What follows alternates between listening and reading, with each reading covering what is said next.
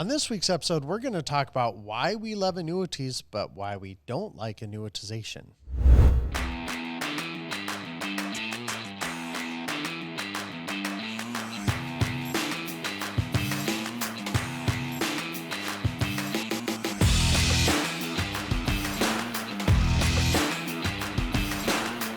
Hello, everyone. This is Chad Owen. I am the Annuity Sales Coach, and we have our case design sales coach.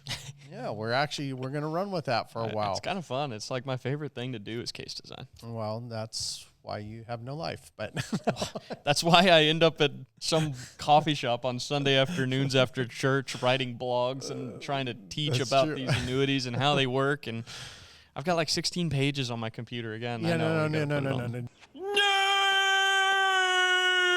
Don't even tell me that because you haven't published it yet, so I don't even want to hear about how many blogs you have. I want to see some action. I want to see them put out there. I know, we should. But I will tell you, it is easy when you're passionate about something to be able to do it. You know, it's not like this. I don't like that saying.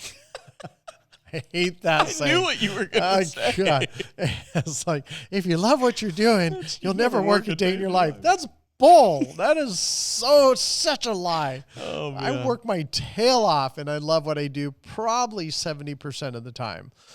There's probably, and this is where this honestly is what makes the difference between someone who's super successful and someone who's not, is when the 30% of the I don't want to, I don't like to, I just wish I didn't have to do it. They do it anyway.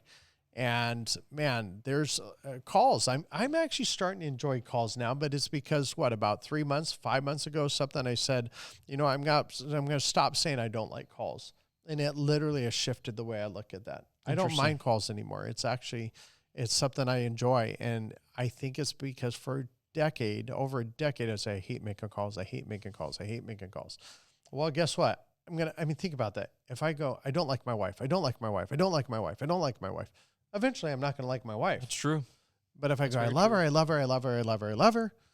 Why she loves me, I don't know. But no. Yeah, we're trying to figure it out. I know you are. There's a whole different case design on that. Oh, yeah, I treat my wife like gold. You do. I do. Okay, so why we don't like annuitization. Yes. So last week, we discussed income riders and why fees shouldn't scare you. This week, we're discussing and this is in air quotes also, free. You're taking people away from our YouTube channel if you keep using air quotes. Oh, man. Okay. The free method of guaranteed lifetime income and why it often costs more I was going to say rider it's not fees.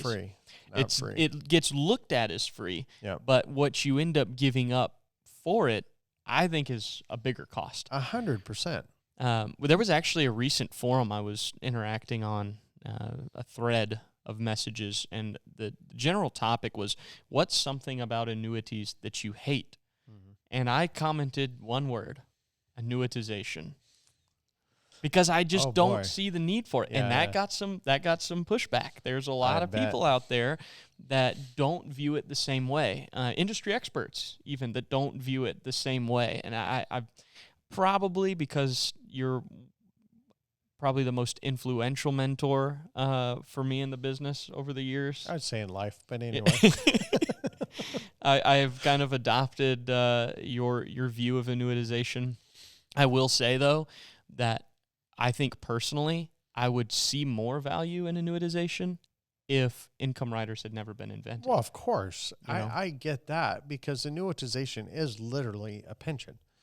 I mean, if you're doing a joint lifetime payout, that's most pensions, they have a single or a joint lifetime. Mm-hmm. Now, they do have some survivorship, will be 60-40 or 75-25. I mean, I get that. Sure. But when you literally write a check to the insurance company, you can never have access to that money again other than your structured payments. And then you also, at long-term care, terminal illness, death. Yep. There's so many reasons why I just don't like annuitization, because you're literally writing a check to the insurance company and saying, the money's yours now, give me my allowance. Yeah. I mean, that's what it comes down to. I made a list of the quote-unquote costs to annuitization. We just lost 5,000 viewers. And it comes down to a couple of kind of overarching areas of these costs: loss of control of the account and zero crediting opportunity. So you only have a death benefit when you annuitize if you've annuitized for a period certain. Or and return a premium. Right, and you die before that period is up. Yes. If you do period certain with life, okay, great. You get the death benefit potential in that period certain, and you have guaranteed lifetime income payments. But the benefit difference, like the amount of income that you actually get off of a period certain with life or life only versus what you could get on a FIA with a lifetime income benefit rider. Well, especially with some of these very FIAs comparable. with income riders right now that have a potential for increasing income. That's true. Once you've annuitized, you're locking that in. That's it. And the reality, when you put a person in that situation, you are pretty much setting them up to fail within reason. I mean, if they're pulling in $15,000 a month and they only require $5,000 a month to live off of, they're fine. Sure. But, that's not the case. Sometimes when I'm helping agents, I get this weird feeling inside going, you must have a different client base than I have, because often I'm trying to scrape every penny together, trying to help them retire, when they say, oh, no, I can annuitize this, or, hey, we can just do the proposed potential growth off of the annuity, and they can live off of that. And I'm like, I have a different client base, because most of the clients I have, they are not in a surplus income situation. Right. And we need to have that annuity to make sure that they do get in some sort of surplus situation. Yep. I mean, if they have an annuity, and I've lost count the number of times I've had to do this, where they don't have money, and they, for example, if they're 75 years old and they don't have money to live off of, they require too much to pull out of their current funds, they're not working, I will not do an annuity. Because if you tell me you're trying to pull out 9% per year, and now granted, it depends on what the situation is, because there are some payouts that can reach very high numbers. So I'm not saying it's never an answer, but I will say most of the time it's not, it doesn't work. Yeah. So the greatest cost to annuitization is not what you pay to have it. It's what you don't get when you do it. Yep. And to line that out or whatever, if you use an income rider on a fixed indexed annuity, you're getting oftentimes comparable income amounts. They're going to be less. Yeah. Fixed indexed annuity with an income rider is not going to pay out as highly as if you were to annuitize it, because now the insurance company has that lump sum that they can do with what they want, and they're going to make their payments to you. But you get comparable income amounts for a fee that is most of the time covered by the index strategies of the product anyways, and has the potential to protect that death benefit regardless of time period of when you die, and you maintain control of the account as the client. It's like those are the things you're foregoing when you annuitize. But it does beg the question, even FIAs have a maturity date. Okay. How do you navigate that? Give me a situation. Okay, client buys an FIA with an income rider, and maturity date is, and I can probably handle this myself, age 100. Okay. What are the odds they live to 100? Okay, so let's just say they do live to 100. Walk away with that value that's left in there. Just take it. Yeah. Or you could, at that point, annuitize. You could. And that's my third air quotes. If you're looking at an account value that's in there and it's significant, why would you ever annuitize that? Well, sure. There's just walk away with it, and then you're going to live to 101. Right.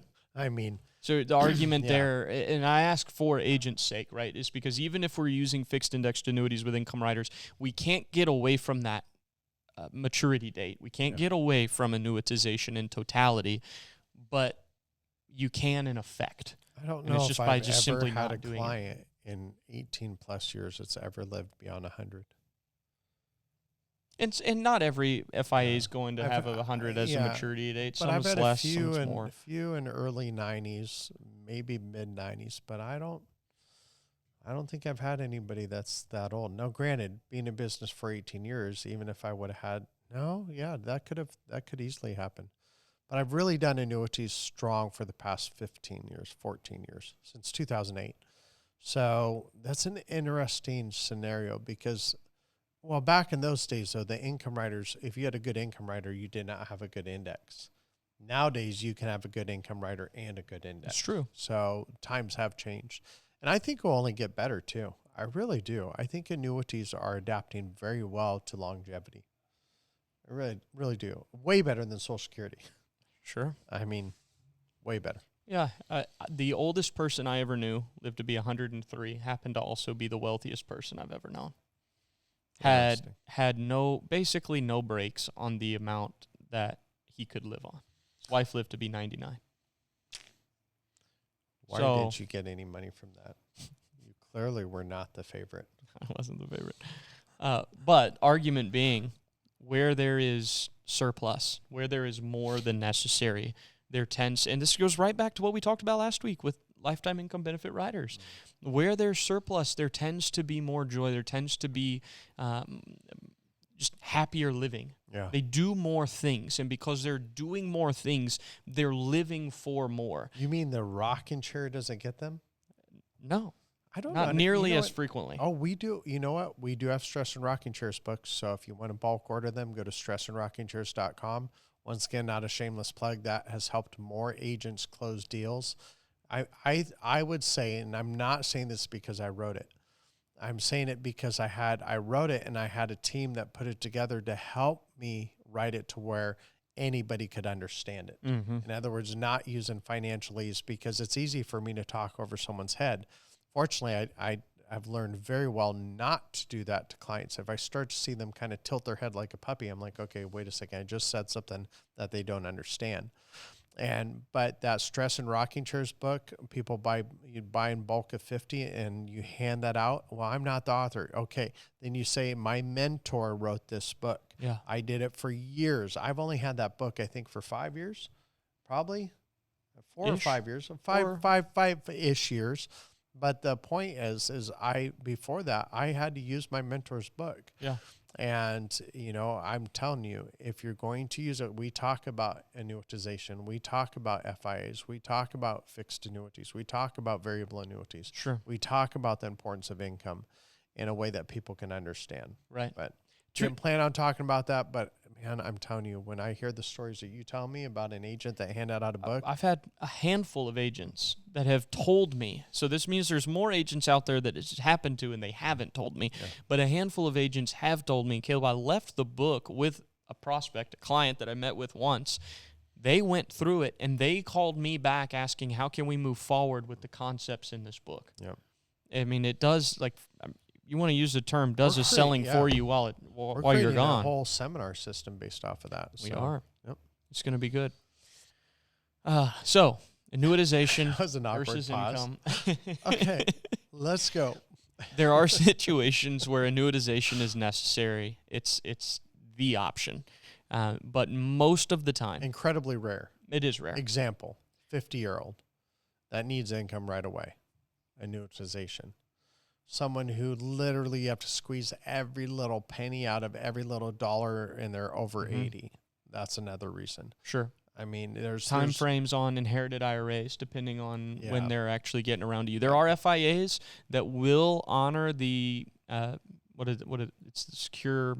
Not secure. It was the Secure Act, but it was basically this concept that you have to draw the principal and the gains on inherited IRAs within a 10-year period if they died after January 1st of 2020. It's not often I see you forget something that you read. I know. Well, we just had Secure 2.0, and so I got my wires crossed in my brain. Now that I see all the time. Yeah, wires crossed. Yes. There are FIAs that will do that, but if they reach out to you 4 years, here in 2023, 2024, and the client died, the original IRA owner died in 2020, those products, FIAs, are probably not going to be the option. You're going to have to do, a 5-year period certain on a SPIA or something like that if you're trying to I've annuitize. written maybe 4 or 5 annuitized annuities in my entire career. It's rare, and where it's needed, there's almost always some kind of alternative that maintains more client control, but where there's not, that's your option, and you go with it, and you find the best available product for them. Well, what are your few wise words to say to wrap this up? I don't know that I have any. That's- Maybe that's that's it. Maybe that's it themselves. Those are the words. I have none. Awesome. Well, hey, I hope this helps you guys. You have a great day, and of course, happy selling.